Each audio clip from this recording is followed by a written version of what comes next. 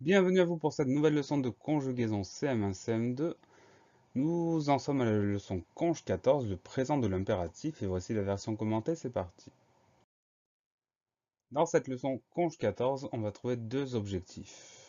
La première, je sais conjuguer les verbes courants au présent de l'impératif, et la deuxième, je sais utiliser le présent de l'impératif dans une phrase. Allons-y pour la leçon. Au présent de l'impératif, le verbe ne se conjugue qu'à la deuxième personne du singulier, à la première et deuxième personne du pluriel. C'est une grosse particularité de ce mode. Donc on est au présent, mais le mode c'est impératif. Alors le mode impératif, ça sert à donner un ordre ou un conseil, à quelqu'un. Et il n'y a que trois personnes de conjugaison, donc la deuxième personne du singulier qui correspond au tu, la première personne du pluriel qui correspond au nous et la deuxième personne du pluriel qui correspond au vous. Ça donne, par exemple, pour le verbe écouter, dans la phrase écouter ce conseil, à la deuxième personne du singulier écoute ce conseil, à la première personne du pluriel écoutons ce conseil, et à la deuxième personne du pluriel écoutez ce conseil.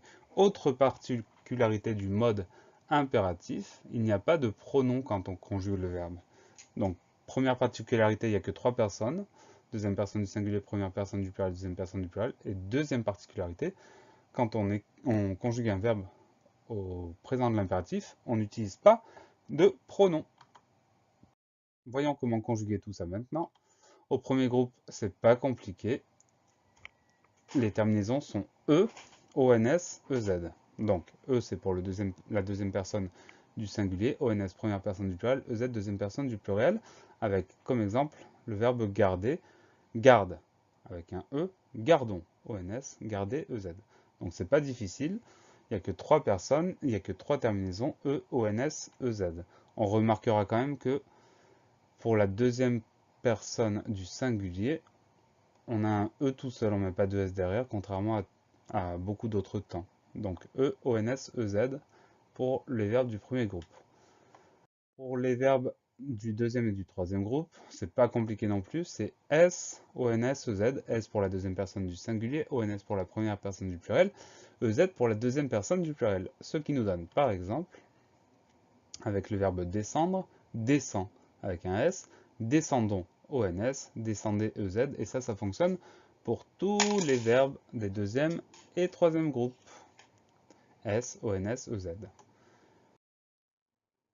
Enfin, pour les auxiliaires, alors on va voir les deux auxiliaires en détail. L'auxiliaire être, ça donne soit, soyons, soyez. Soit SOIS, soyons, on entend le son Y, donc on va mettre un Y, S-O-Y-O-N-S, soyez, S-O-Y-E-Z.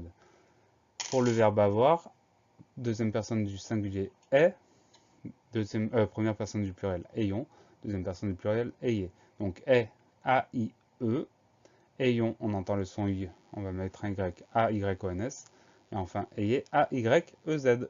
Donc cela on essaie de les apprendre par cœur parce que il y a le Y qui s'ajoute, et que pour l'auxiliaire être, ça finit par un S à la deuxième personne du singulier, alors que pour l'auxiliaire avoir, ça finit par un E. Donc on apprend tout ça par cœur. Attention, attention, attention. Pour les verbes du premier groupe, on se rappelle que la deuxième personne du singulier, ça termine par un E, mais il y a deux cas où on va devoir ajouter le S, c'est quand le verbe est suivi de I, qui s'écrit Y, ou bien AN, qui s'écrit EN. Donc là, on doit ajouter le S à la deuxième personne du singulier. On va voir ça à travers deux exemples. Si on dit à quelqu'un mangeusant, on va devoir rajouter le S avant le AN. On l'entend d'ailleurs, mangeusant. Et c'est la même chose si on ajoute I derrière, retourne-y.